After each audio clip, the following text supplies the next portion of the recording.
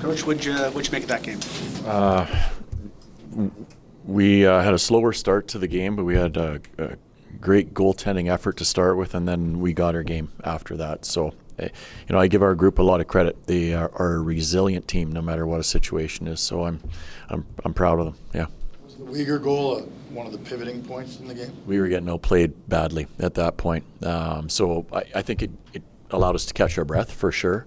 And then scoring again, good individual play by Naz after that to set up Clapper, I think kind of brought us back to reality that we're okay here. Take a deep breath and just go and play. So you need that from your key guys again. Brian, how much has Yegor's resurgence changed the complexion of this team recently? Well, he makes us a more dangerous team depth-wise. So now we have three lines that, well, you can even say our fourth line. But he's a threat to score now. So when he's on the ice, you have to be aware of him for one.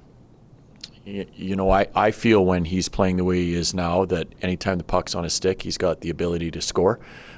He's got the ability to make a play that can change a game, and tonight he did that. They were saying that he changed his pregame meal from chicken to salmon. Pete mentioned that to me, but just briefly, that's one thing. Like, a lot of players won't show you that they're having a tough go when they're not playing to their expectations for whatever reason. So to me, that's a care thing. Like, I got to do whatever I can do to get myself back on track. So if he went to salmon and risotto, then he should stay with salmon and risotto. We've talked about the penalty kill being so effective for your group this season. I know they weren't terribly busy today, but that kill in the early the third period, how crucial was that to sort of keep things going for you guys? Very, very much so. It's been very good since Four Nations. At the beginning of the year, we talked a lot about it not being on the same level as we expected it to be. The power play had stretches where it was winning us games, but the penalty kill was letting us down too often. It's flipped now, where the penalty kill, when it's going out there, I really believe that they feel like we're getting the job done.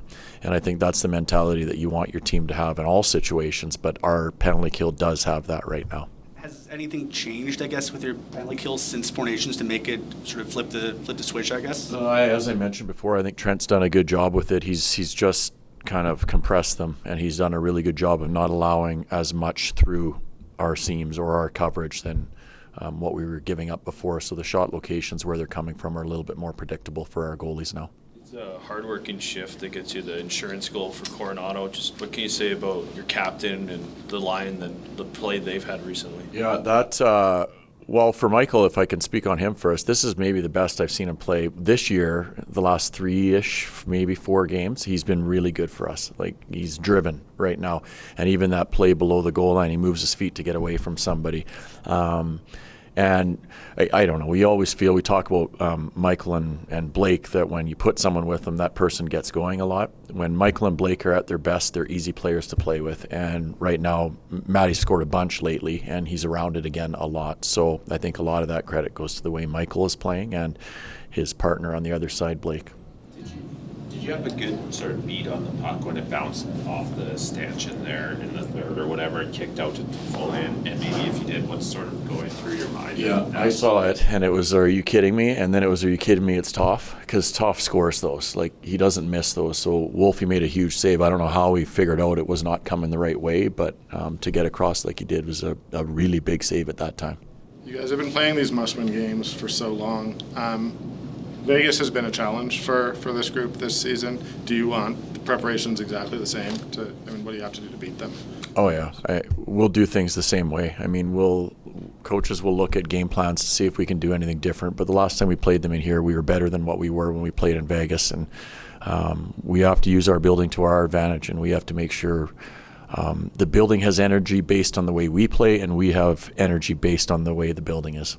Can you just get a sense of what this means to the group? Like, it's sort of 6 months of grind to get to the next 3 days where you have a chance to put yourself in a playoff spot. Can you tell the way they're sort of embracing that?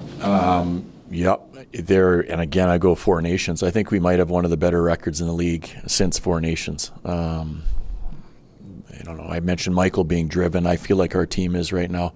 And no matter, again, as I said before, what a situation is, they're not throwing a towel in if we're down. If we're up, they're going to continue to grind. I like the way they're playing right now, and I just feel like that belief that they kind of built over the course of the year is at its strongest right now. You get a sense of what this team is doing, in terms of the city's reaction? I noticed the building. There's more energy in it right now. I try to stay off of social media and all news radio outlets for my mental well-being. But yeah, you can. I mean, you walk around and people will give you knuckles, and they're excited. And hey, they want to be a part of it with us, and that's what I think makes it great to play in the city for our players, that there's such a passionate fan base, that they're behind you no matter what, and they want to see us succeed. So I love that about this city and our team playing in front of them.